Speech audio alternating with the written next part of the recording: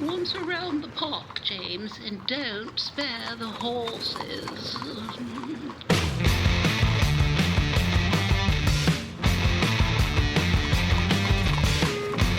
Well, it's Friday, and so that means we have assembled the On the Ledge team. So welcome in. Thanks for including us in your audio-on-demand routine. And it's now all folded into what we're doing at Story Studio Network. So if you want to check out some of the programs that we are producing, visit the website, storystudionetwork.com. This is On the Ledge, the Ontario Politics Podcast. I'm Dave Trafford, along with Sabrina Nanji from the Queen's Park Observer, John Wright here from Maru Public Opinion, and Keith Leslie. You hear him and see him on CH Television doing commentary on all the affairs of, what's going on at Queen's Park. We had, I want to say, our first full week at the legislature, I guess, after the recess, but we had Family Day sort of dropped in there. But anyway, the point is they're all back to business.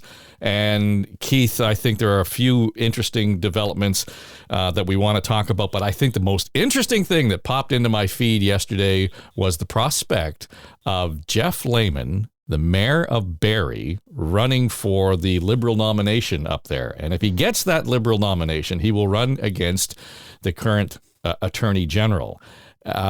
Right now, I would have thought that the Liberals were kind of sort of just barely treading water. If they can get a guy like Jeff Lehman running for them, and whether that doesn't necessarily, I think, mean they win, but it sure makes an incursion into, that outer rim of the GTA, the 905, the 705. I think this is an important play for the Liberals.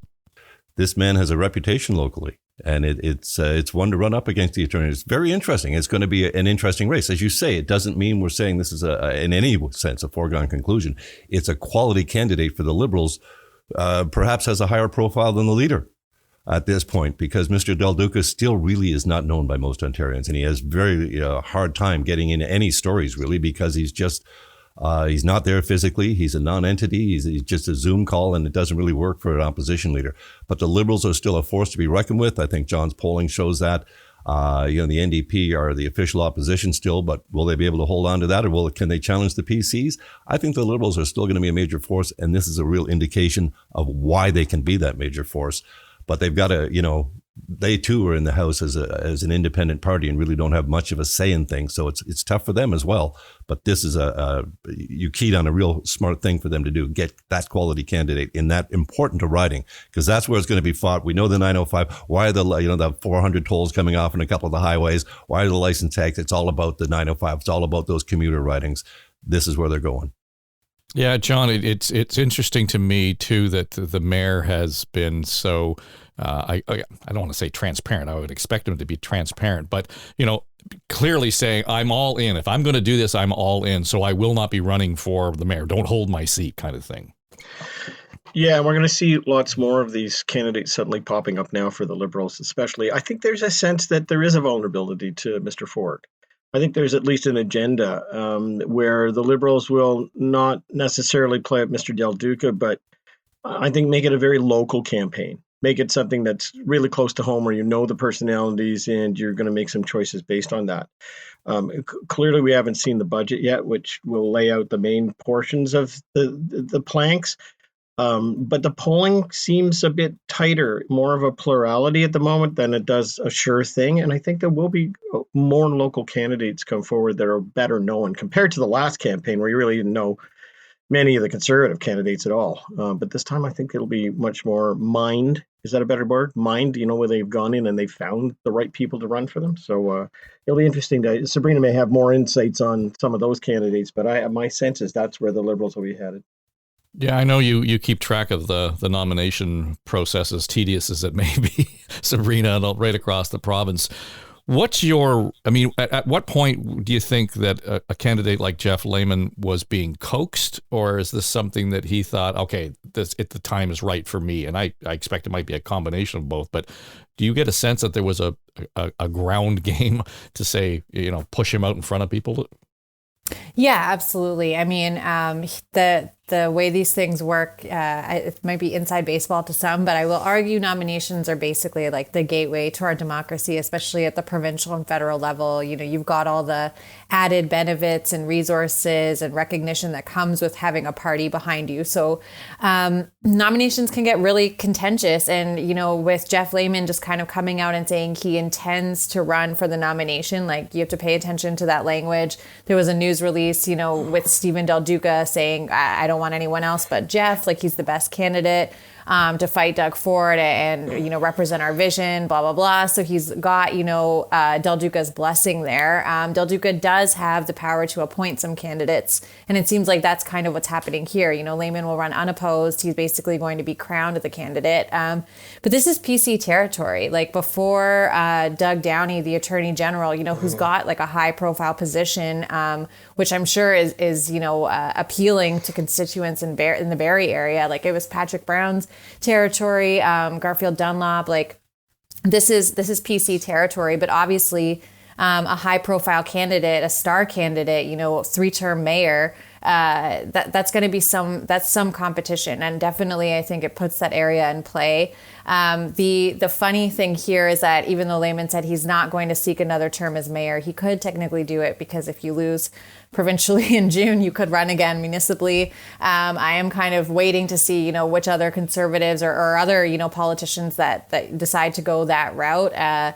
We already had Jane McKenna in Burlington announce just a few days ago that she's not going to be running for re-election there. She's going to go for regional chair in October. So I think, yeah, these local ridings, they're going to make or break the government here. I think obviously, you know, the polls, as John will say, are showing that it's still anybody's game. And so the ground game in these vote-rich areas is really going to matter during the campaign. Do you get a sense, Sabrina, and I saw you did the math earlier in the week in terms of the actual number of committed conservatives who are going to run again. So there were a number who have been, you know, pushed out of caucus. There are a number who have said they're not going to return, the likes of Rod Phillips, et cetera. So even if they are in the House still, there doesn't seem to be a lot of momentum in those particular ridings around the Conservatives. I mean, at what point does that help or hurt them? And when I say that, I mean that they don't seem to have a voice right now in the legislature in a particular riding. You know, Rod Phillips may be there, but really isn't doing much. On the other hand, it generates some interest and activity and momentum at the local ground level to find out who's going to actually be the candidate that succeeds after Phillips. Do you get a sense of what the calculus there might be in terms of how it helps or hurts the party? Well, I think right now it's kind of the Conservatives that are walking a tricky line here because we're so close to the campaign.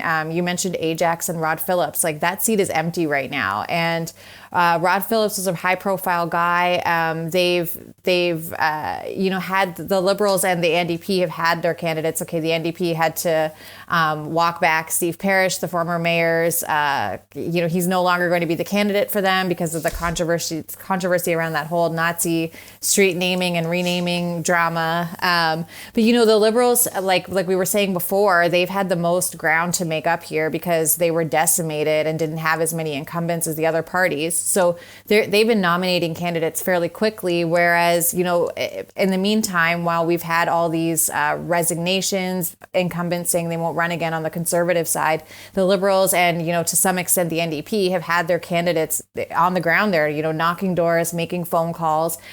We don't vote for our leaders, you know, directly. We vote for our local representatives. So I think right now in certain ridings, for sure, the PCs are a bit of a disadvantage at the local level. Keith, when we start to look at that and sort of laying out the map, and I wonder, I know last week we were talking about what was going on in Ottawa, and it seems like such a long time ago. The Emergency Act has come and gone federally, and certainly here in Ontario, it was lifted. What's the residue there in terms of how that's going to play out in terms of the character and the quality, I'll say, first of all, of the Conservative candidates that are likely to surface? There's going to be candidates that want to come out on the far right that want to, you know, continue that message. And they know that the Conservative Party is the only one that will carry that message to some degree. But I think it will overall, you know, the party doesn't want to attract those people as candidates right now. The federal Conservative Party, yes. The Progressive Conservative Party of Ontario, I think, knows well to steer clear of that because, first of all, Doug Ford, he still hasn't really had many repercussions from his lack of role or lack of action in the Ottawa thing. That's still to come. I think that's still going to roll out. So they don't want anything tied into that. So I don't think they want to be seen as a party that wants to attract those people. By those people, I mean the hardcore, the anti-mandate people that were protesting on Parliament Hill. I don't think the Progressive Conservative government of Doug Ford wants to have them as candidates. I really don't. But they may indeed play a role. And if they can get out numbers, they can win some nominations. But as we know, there's other parties for them to go to now in Ontario. But those parties stand little to no chance of even electing a member, let alone forming a government. Before we move on, I just want to say parenthetically, we never really got to talk about why Rod Phillips left. He was looked at as the next leader of the PC party. And is that why he left? Because it looks like Doug Ford has a good chance of getting reelected. And he's not, there's been no real, I'm just that's pure speculation on my part. I have really no idea. I've talked to a few people and they say, apparently there's a lucrative job in the private sector he wants to go to. But it seems all of a sudden, especially for a man that we know there was people working with him on, ready to start a leadership bid the minute there was any indication that Doug Ford was going to move aside. He's gone and he just walked away, from cabinet and from the seat. It's, I think, quite surprising. And is it telling? Is it an indication that the Ford government doesn't stand a good chance of getting reelected? I don't think so. I think he could have got reelected in his riding, absolutely. So I'm not clear what the reasoning is there, but I think it was a major loss for the Ford government. Well, indeed. But, John, you consider how leaky this Ford government is in terms of, reasons why and, stuff being leaked well before announcements are made. You would think that if there was some crisis in the inner circle for the Ford government, that would have been obvious when Rod Phillips left. But I agree with Keith. This kind of came out of the blue and didn't really cause much of a ripple. It did come out of the blue. And to your point, though, it was tidied up like it was a family matter. I mean, it caught the only thing that we had was that it caught the premier and people by surprise. But even the premier responded by saying, we're sorry to see you go, blah, blah, blah, just like the normal countenance would be for anybody leaving the situation. It was then, the hole was filled in very quickly by having a stand-in, and the minister seems to have, not been replaced, even though he's juggling many different portfolios. It's like the world moved on, and he wasn't heard from again. I think the other question, though, begs itself: are there any other cabinet ministers who are likely to step down, having gone through what they've just gone through over the last number of years, particularly the last 2 years? I can, think that Christine Elliott, as health minister, would, if she wanted to, step aside and move on to, more of a retirement, given her pensions and everything else that she has. Everybody would say, thank you so much for your service, good luck and all that. But she doesn't seem to have signaled anything at all. So this would be the time frame leading up between now and the budget, which is obviously pushed off an extra month now, where you would start to see that, but I haven't seen it. I mean, you've got some candidates who are saying no, but prominent cabinet ministers seem to be hanging in, moving forward into the election campaign. Sabrina, I know that I heard you talking to John Moore about the notion of pushing the budget out, and in fact, they were actually breaking their own rules and commitment, in terms of when they were expected to present a budget before the next fiscal started and all that kind of thing. And I realize that's sort of down in the weeds, but it occurs to me, based on other announcements that are being made or were being made, particularly around license plates, and Keith mentioned the tolls on the highways in Durham. Where is it that we think we can sell the message that we can do without $1 billion every year? Well, if you're the opposition parties, or I guess maybe the Green leader, Mike Schreiner, especially, this isn't worth it. It's talking about, this campaign style announcement where we're getting rid of license plate renewal fees, like $120 back into your pocket, getting rid of highway tolls. Like, okay, maybe the Conservatives right now, they're looking at drivers, motorists, families with cars, maybe targeting them a little bit for their votes. But no, Mike Schreiner says that this is $1 billion annually that could be better spent on healthcare, on education, on housing affordability.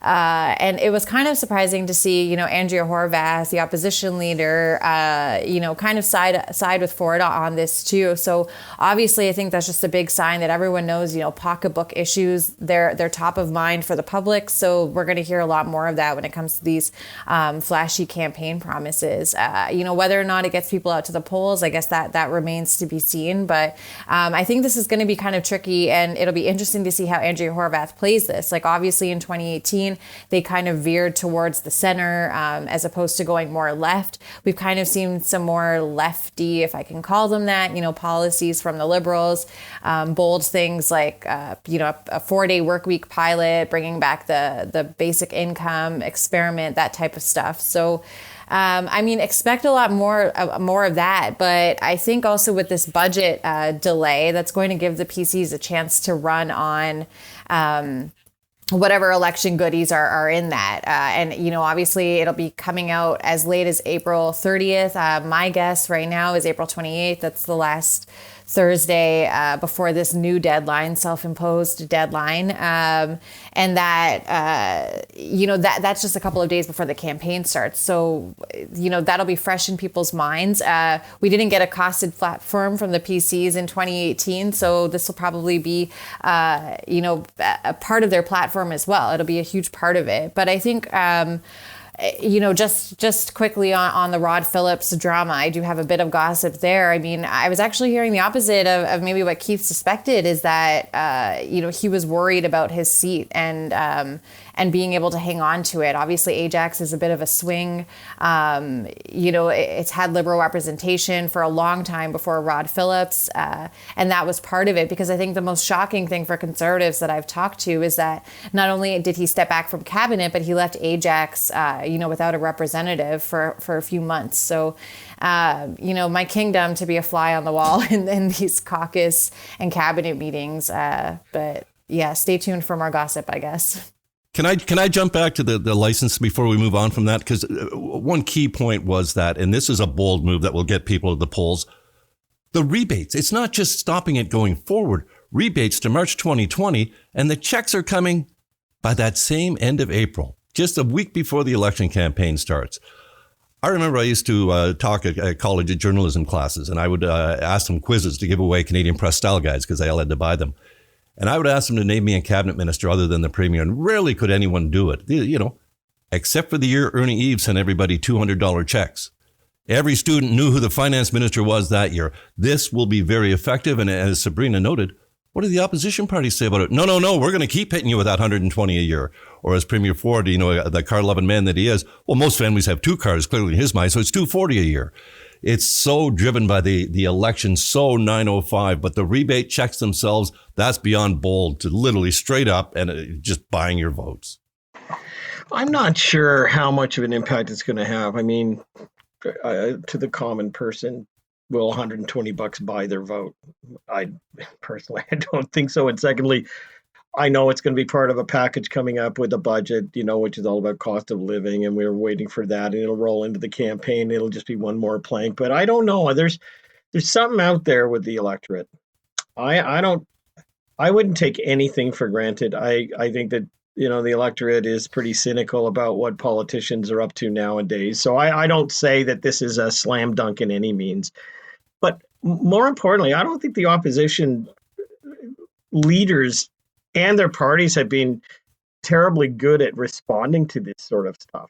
I mean, I would have had a slogan in a nanosecond to call it, it's a drive-by, B-U-I, it's a drive-by for my vote. They're just buying, at least they could have said something. Instead, it got a clear pass.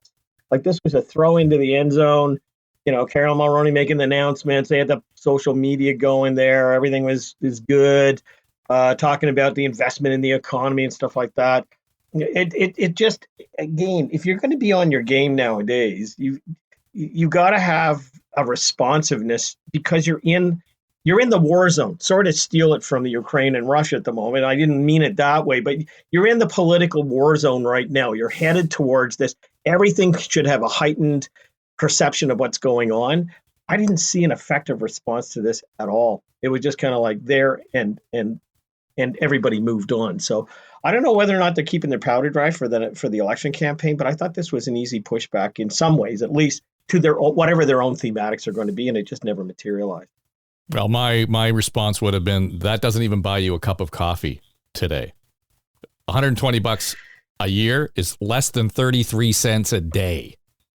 So, well, it's not gonna buy my vote for 33 cents a day or less, right? and stuff seriously. like that.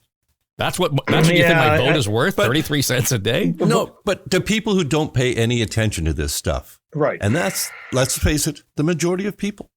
They get a check, probably PC Blue, for $120 or $240. These rebate, as I say, the rebate checks, that's the real cynical part of this. That's the one they should have been able to respond to and say, okay, the idea going forward, we're not going to impose that tax back on you.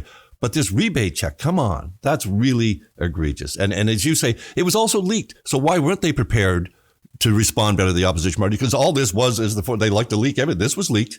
And then the formal announcement came. So they should have absolutely had a better response. Well, the number of checks that they will cut will be limited because I haven't paid for my 2020 sticker yet.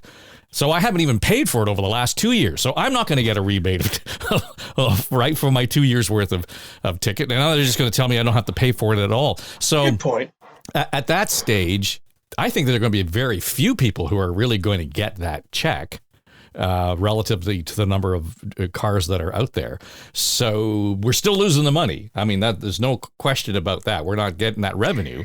I don't think there are as many people out there that we think are actually going to get a check in the mail from Doug. So we now end up with announcements coming on, kind of your employer spying on you, and we're going to make sure that doesn't happen, and a few other of these type of what I would call low-level announcements. But I guess the big show is the budget. And the question now is, what's in the budget? What are the planks that they have? Now, I don't have much insight in that right now, so I leave it to Sabrina and you folks to chime in on. But I would think now, you know what? They're going to bring out the big planks in the budget. They'll hoist it, as they say, and they'll go to the people with it in their own campaign. So outside of the cost of living and making things rosy, or what do we think is going to be in that? Well, Sabrina, if we're actually talking about pocketbook issues, and 33 cents appears to be, something that's going to have an effect on Ontarians moving forward who drive cars, what about the $10 a day daycare? Doesn't that have to be on the table then? Yeah, absolutely. That's one of the big things we're going to be looking out for. It's kind of been all quiet right now in terms of the negotiations, which I guess you could look at as a positive thing. Usually when there's lots of leaks to media, you can maybe assume that things aren't going so well behind the scenes, but things are a bit quiet right now. So yes, we are expecting that to come before the campaign kicks off, giving the PCs something else to run on. We already have the opposition parties at least, doing their job, crying foul on that, saying, they're waiting for yet another election gimmick here. Ontario being the last holdout now. The budget, I think we can expect that long ago promised income tax cut for middle income earners. That was something the PCs promised in 2018. We haven't seen it yet. The budget watchdog, financial accountability officer Peter Weltman, in one of his recent reports has kind of accounted for this unannounced. There's room in the budget, let's say, for unannounced tax cuts, and obviously, we only get so much insight into that, but I think that's something we can bank on, and that might help people go out to the polls. But again, a pocketbook issues thing, and we've also heard a lot about housing affordability. So that one is a very complicated policy, but that could get anything from attacking the so-called NIMBYism, not in my backyard folks, to speeding up approvals processes. Building homes, I think is kind of the purview of the PCs. That's their lane.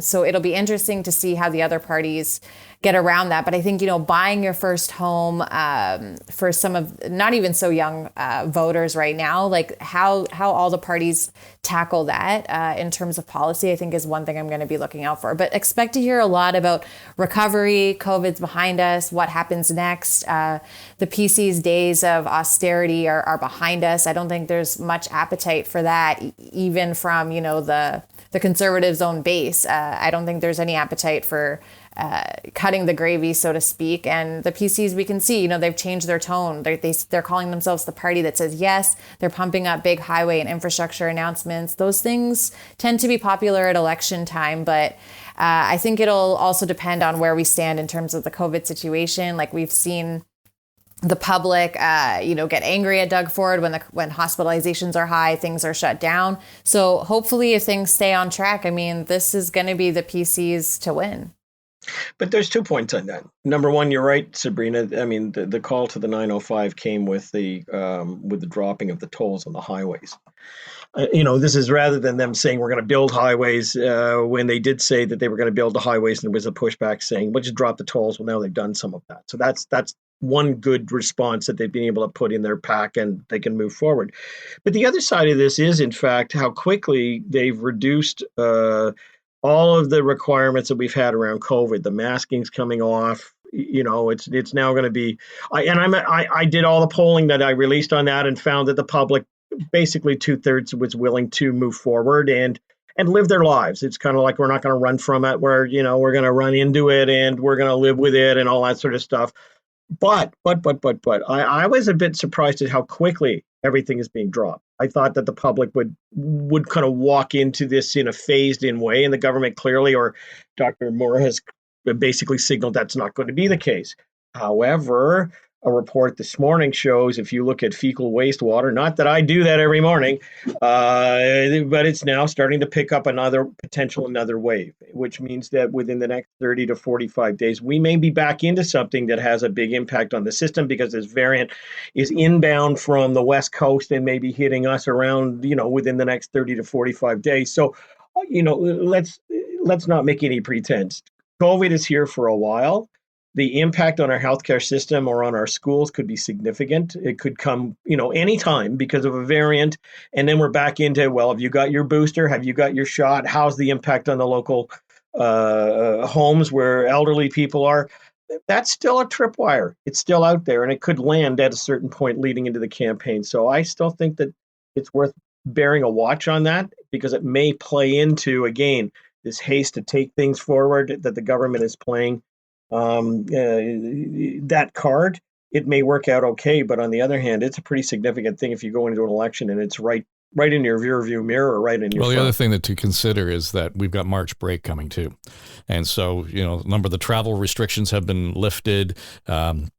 The kids are going to be going to camps. I'm doing a podcast with Glenn Crowder right now, and they're all excited at the Central Ontario resorts because they're able to have their March break camps, and the kids are all going to be there, and it's all great for them. But let's face it, to your point, John, if it's there and it's more transmissible, are we going to see, 2 weeks after March break, another bump? And how do we respond to that, right? That will be more to the issue.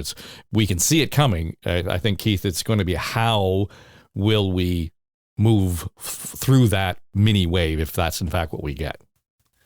Well, if it's the same Omicron variant, which was relatively mild for most, not all, for most people, I think then we will see a society that is starting to adapt to it with, I'll wear a mask personally when I feel comfortable wearing a mask, but they're not going to be mandated everywhere. If the mask mandates comes off, people will learn to live with that, but they'll make their own personal judgments and decide maybe when it's safe to comfortable for them to go to a movie theater, a concert at Massey Hall, maybe one at the ACC. Each one will get progressively bigger. I'm not going to Sky Dome under any circumstances, but I think it'll take people some time. So I think that's how it'll be. People will make their own decisions as we learn. I hate that phrase, learning to live with it, but that's it. It's the new reality. No one wants to go back to lockdowns. I can't see a PC government imposing another lockdown before the election unless something really, it's not Omicron, it's some new, much harsher variant. So I think this is the new reality. We are coming out of this after 2 years. And even if there is, a spike in coming from the West Coast or whatever, we can learn to adapt ourselves and just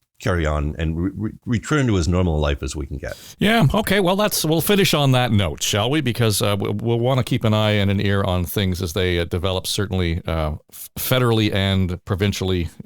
Not just with the budget season going on, but let's face it, what's going on in Ukraine and Europe right now is sort of going to have a longer-term effect on the politics in this part of the world. So that'll do it. It's the On the Ledge, the Ontario Politics Podcast.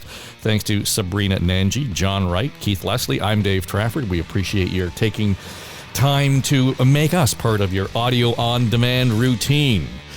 On the Ledge is an Eye Contact production.